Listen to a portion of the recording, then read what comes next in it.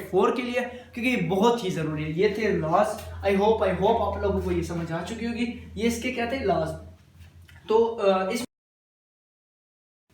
Bismillahirrahmanirrahim. Assalamu alaikum viewers. Viewers, I hope you are all well. Viewers, this is Muhammad Fizan and so the topic is basic and exponent and law of exponent. अब आप लोग सोच रहे हैं कि हमारे इस topic में तो कोई हमारे सिलेबस में तो ऐसा कोई टॉपिक ही नहीं है।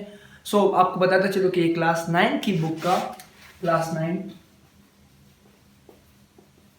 9 की बुक एक्सरसाइज 2.4 में ये टॉपिक यूज हुआ है और 2.4 में हमारे पास एक्सपोनेंट एंड बेस मतलब उसमें सिंप्लीफिकेशंस वाले क्वेश्चंस हैं।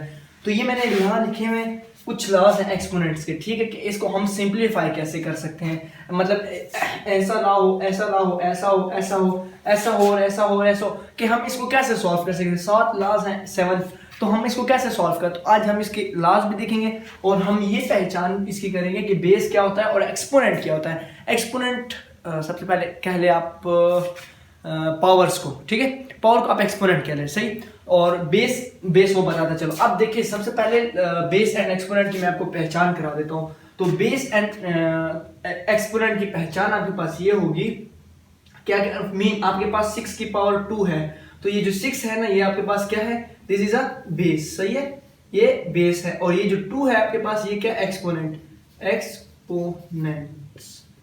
ठीक है, एक्सपोनेंट, सॉरी, ठीक है, ये क्या हो गया, एक्सपोनेंट, और ये बेस। तो आपको एक्सपोनेंट और बेस की भी पहचान हो गई। मीन जो नीचे आपके पास बेस में वैल्यू होगी, अब देखिए यहाँ पे एक क्या है, एक वो है, बेस है, और n क्या है आपके पास, एक्सपोनेंट है। तो आपको बेस और एक्सपोनेंट की आई होप पहचान हो चुकी होगी कि बेस क्या होता है और एक्सपोनेंट क्या होता है, ठीक है।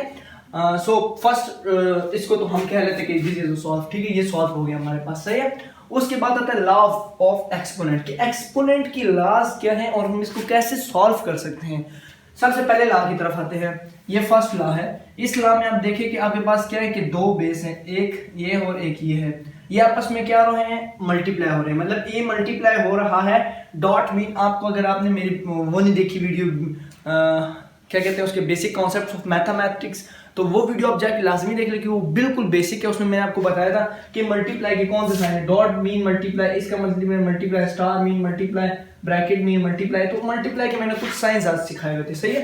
तो फर्स्ट लॉ में देखिए ये 2 बेसिस हैं, ए की पावर m n डॉट, ए क्या है, बेस है, m क्या है, एक्सपोनेंट है। ए क्या है, बेस, n क्या है, एक्सपोनेंट। ये आपस में क्या हो रहे हैं, मल्टीप्लाई। तो यहाँ पे ये मल्टीप्लाई हो रहे हैं, ये 2 नहीं होंगे, बेसिस सेम हो जाएंगी, बेसिस देखिए सेम हो जाएगी और पावर्स क्या हो जाएंगी, ऐड। तो यहाँ पे आ जाएगा m plus n। So first law का हम इस तरह सॉल्व कर सकते हैं, अगर बेसिस सेम हो और पावर्स अलग अलग हो। मीन कोई एक पावर n है और एक y है, तो वो आपस में ऐड होगी। लेकिन अगर पावर्स भी सेम हो जाए तो वो 2n हो जाएंगे, सही है। मतलब कि अभी यहाँ पे n होता तो 2n हो जाता। सो फर्स्ट क्या है हमारे पास, a की पावर m प्लस n, ठीक है, ये इसका क्या है, आंसर। तो इसको आप ऐसे सॉल्व कर सकते हैं।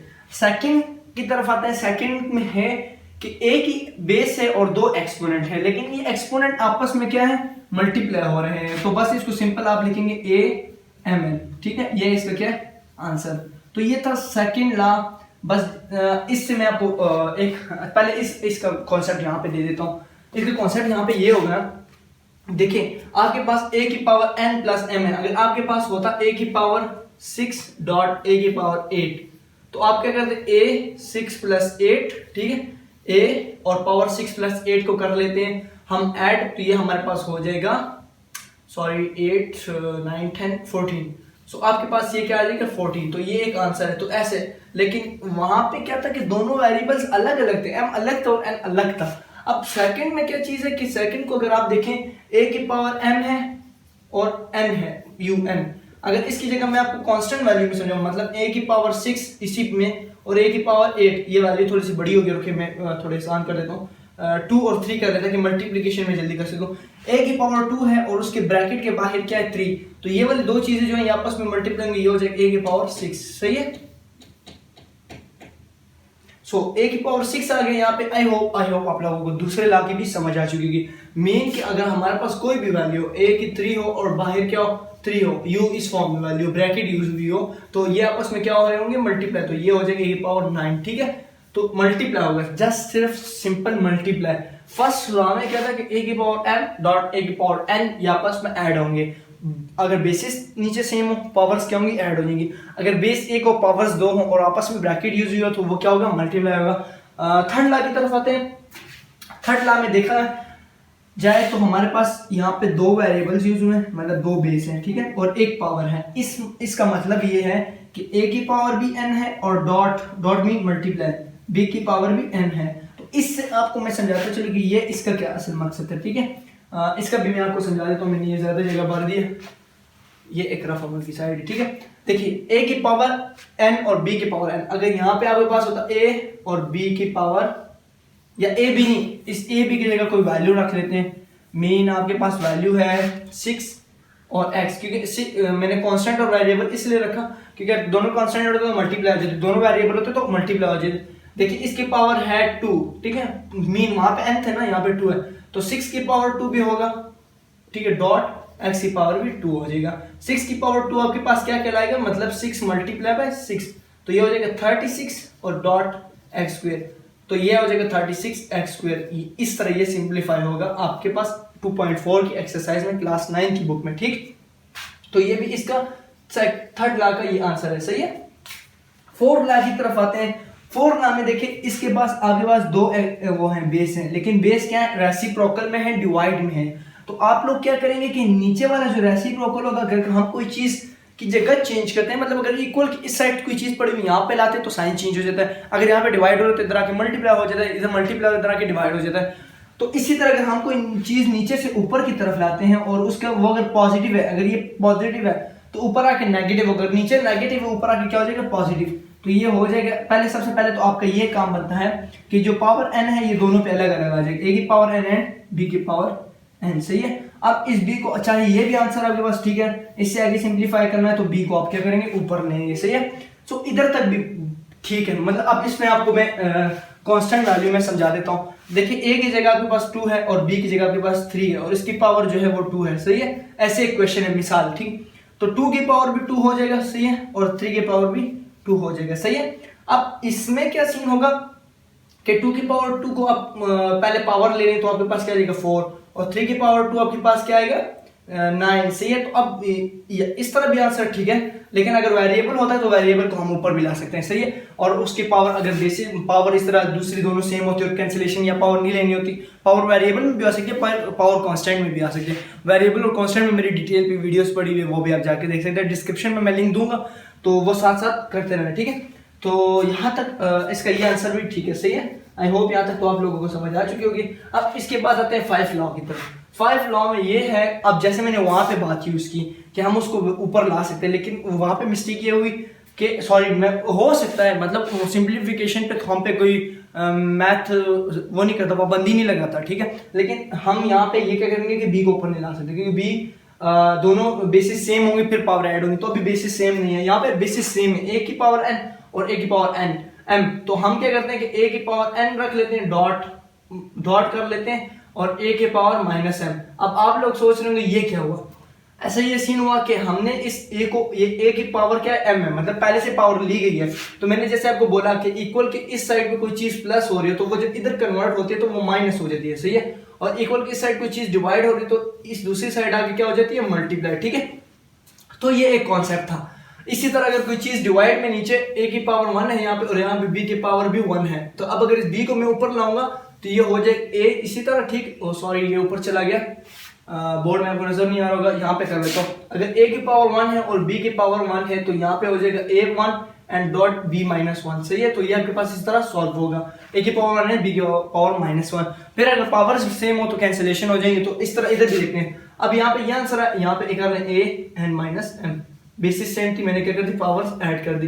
बस एक ये बात याद रखनी, बेसिस सेम हो, बेस, अब बेस तो मैंने आपको बता दिया ना यहाँ पे कि बेस किसे करनी है, ये एक बात मैंने आपको बताई है। तो बेस इसको कहते हैं, ठीक है, ये बेस नीचे वाली वैल्यू को बेस कहते हैं, और जो ऊपर होती है उसको एक्सपोनेंट या पावर कह लें, ठीक है। अब किसी चीज की पावर, ये बात समझने की, ये बात समझने की, किसी चीज की पावर अगर 0 हो, मीन a की पावर 0, x की पावर 0, 1 की पावर 0, 10 की पावर 0, किसी भी चीज की पावर 0, तो वो आंसर 0 नहीं कहलाएगा, वो कहलाएगा 1 के बराबर, ठीक है। किसके बराबर, 1 के बराबर। सो ये एक बेसिक कॉन्सेप्ट है। बहुत ज़रूरी है, आपको थोड़ा बहुत याद करनी पड़ेंगी थोड़ी बहुत चीज़ें, तो वो आप थोड़ी सी चीज़ें याद कर ले, ठीक है। तो अब ये वाली चीज़ देखिए यहाँ पे एक फॉर एग्जांपल यहाँ पे समझा देता हूँ, अगर 10 की पावर 0 हो जाती है तो यहाँ से 0 ही कहलाएगा, ये कहलाएगा 1, ठीक है। अगर 9 की पावर 0 हो जाए ये भी 1 कहलाएगा, अगर x y की पावर भी 0 कहलाए तो ये भी 1 के बराबर। सो ये एक बेसिक कॉन्सेप्ट है, ठीक है, ये कॉन्सेप्ट आप लोगों को याद रखने थोड़े बहुत, सही है। अच्छा उसके बाद आपके पास है a की पावर माइनस n, अगर पावर माइनस में हो तो अब इस पावर को पॉजिटिव कैसे करना है। यहाँ पे रेसिप्रोकल की बात आपको समझ आ गई, 5 लॉ में आपको रेसिप्रोकल की बात समझ आ गई, 6 लॉ भी सेम एज इट इज है। देखिए एक वैल्यू है, मैं मिसाल देता हूँ यहाँ पे कि x की पावर भी 1 है, ठीक है, पावर 1 है। देखिए जिसके साथ कुछ नहीं है तो उसके साथ 1 होता है। अब यहाँ पे भी 1 है, इसके नीचे भी 1 है और इसके इधर भी 1 है।